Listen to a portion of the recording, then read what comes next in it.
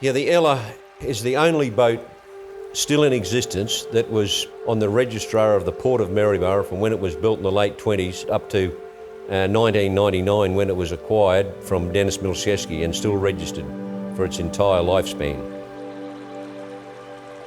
Henry Hume, the original builder, he was employed at Walkers Limited and decided to go into the fishing industry. It was primarily built for the fishing industry in the river.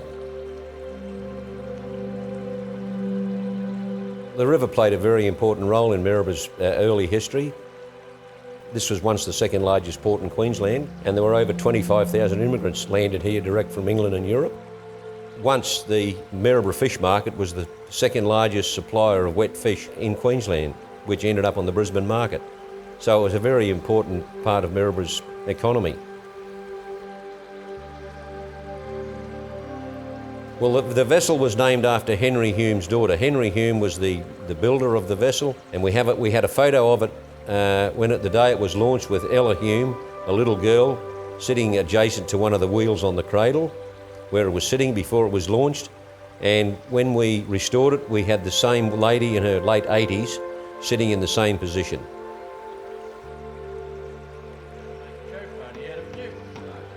Well, you reckon a litre of gloss would be enough, eh?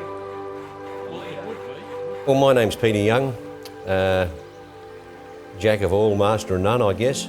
I served my apprenticeship in the building trade and had a long desire to work on boats. My first association with the Ella was back in the early 80s when I worked on the government light boat. I used to see it in the river and in different places, but the most significant time was when it was laying on the beach at Poona. It was becoming very derelict at the time, so Dennis Milszewski decided to sell it. And he just, in passing one day, he told me that he was going to sell Nolly Witt's old boat. And I thought, well, this is a good example of an early vessel that was built in Maryborough. And rather than see it fall into further disrepair, I thought it'd be good to have it as a memento of Maryboroug's early maritime history.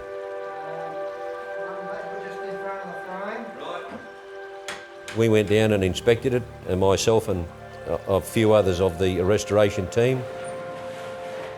So that's when we decided to approach the council, and yeah, they agreed on it. From there, we took it out of the water for the last time and began restoration. So it took us approximately 2.5 years. We initially had dozens of volunteers who were prepared to help, but at the end of the day, we only ended up with 5. Sadly, one's passed away. One has moved away from the area, and there's only 3 of us left of the original people that were on the restoration team.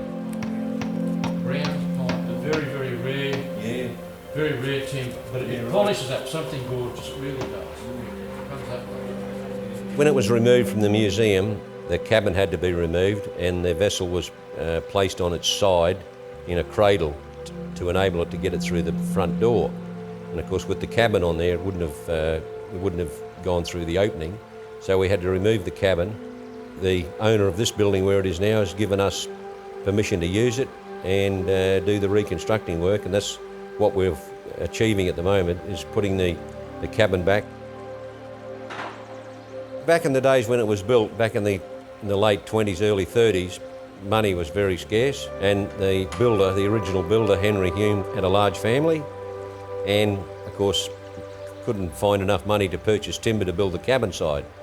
So he needed the boat, so the ceiling came out of the house to build the cabin side, and that's what we see today. That's the ceiling out of his house.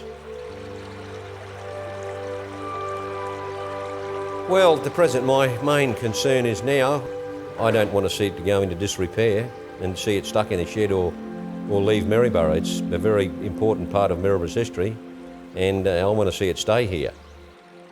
So that's why we're spending our time now to reconstruct it after it was removed from the museum.